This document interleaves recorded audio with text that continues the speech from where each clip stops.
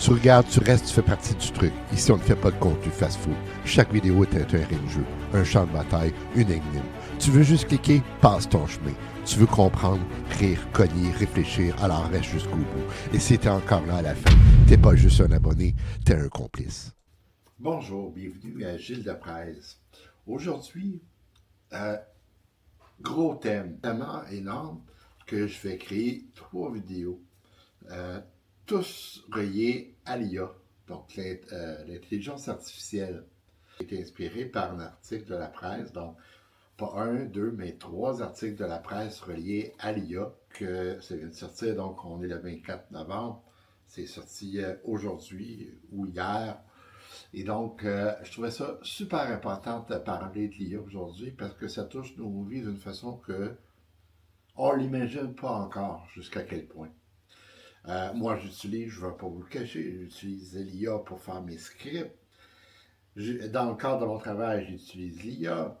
Ça m'aide beaucoup, ça aide notre équipe. Mais l'IA, en même temps, on ne veut pas se faire contrôler par elle. On ne veut pas être un jour se dire « Ah mon Dieu, je suis dépassé ». Il y a des choses très positives reliées à l'IA qui peuvent nous aider dans la vie de tous les jours, mais il faut être capable de la circonscrire, de l'encadrer pour s'assurer que dans le futur, l'humanité ne sera pas contrôlée par l'IA. Et qu'en fin de compte, le milieu du travail, oui, il va y avoir des pertes d'emplois, mais en même temps, les emplois vont se transformer. Ça va être d'autres choses. On l'a vu dans l'histoire. Avec la venue des ordinateurs, on s'est dit, ah mon Dieu, il y a plein des gens qui vont perdre leur emploi, mais au contraire, oui, il y a des pertes d'emploi, mais le milieu du travail se transforme aussi. Donc, c'est tout ça sur lesquels je vais analyser ma discussion. Et comme point de départ, ben, c'est l'article de la presse, du 24 novembre 2025. Donc, la presse pose des questions existentielles reliées à l'IA. C'est super important.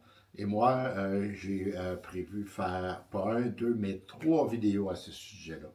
Alors, ça commence maintenant. Restez jusqu'à la fin. Vous êtes à Gilles de Presse. Le malaise du progrès. Hier, Internet promettait de simplifier nos vies. Aujourd'hui, l'IA générative suscite moins d'enthousiasme que d'inquiétude. Ce contraste révèle une vérité. Le progrès technique ne garantit pas le progrès humain. Chaque innovation apporte autant de promesses que de peurs. Une révolution fulgurante. Imaginez, en 3 ans, l'IA générative a envahi les universités. 70% des étudiants l'utilisent. Les textes sont étrangement parfaits, trop parfaits.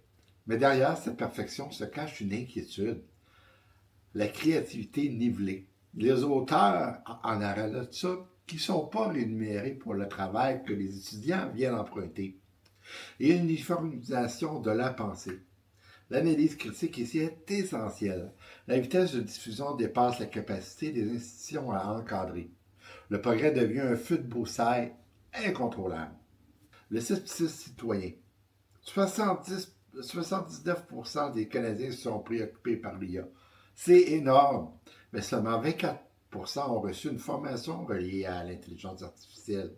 Ce décalage crée une fracture sociale. Une élite technologique avance, tandis que la majorité reste dans l'ombre. Comme au début d'Internet, ceux qui maîtrisent les codes ont un pouvoir disproportionné. L'analyse montre que l'IA risque de reproduire les inégalités structurelles déjà présentes dans la société. Les emplois en jeu. Amazon pourrait imaginer automatiser 75% de ses opérations. 600 000 emplois, donc, à ce moment-là, seraient menacés suite à cette automatisation. Mais l'histoire nous rappelle que les métiers se transforment plus qu'ils ne disparaissent.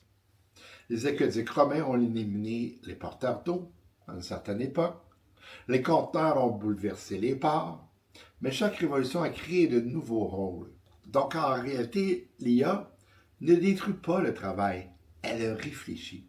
Elle le transforme. La question est, qui bénéficiera de cette transformation? Est-ce que ça va être moi, vous? La question, c'est y répondre.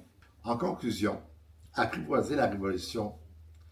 L'IA générative n'est ni un miracle, ni une catastrophe. C'est une transformation.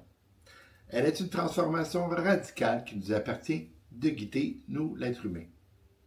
Le progrès n'est jamais une évidence, c'est une construction collective. Ça a toujours été ça dans l'histoire.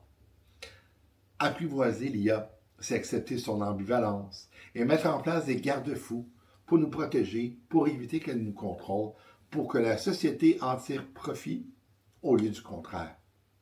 C'était Gilles Lepresse. Merci.